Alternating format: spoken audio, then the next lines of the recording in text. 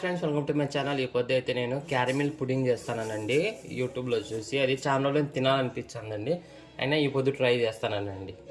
3 స్పూన్లు చక్కెర, ఒక 2 స్పూన్ల నీళ్ళండి.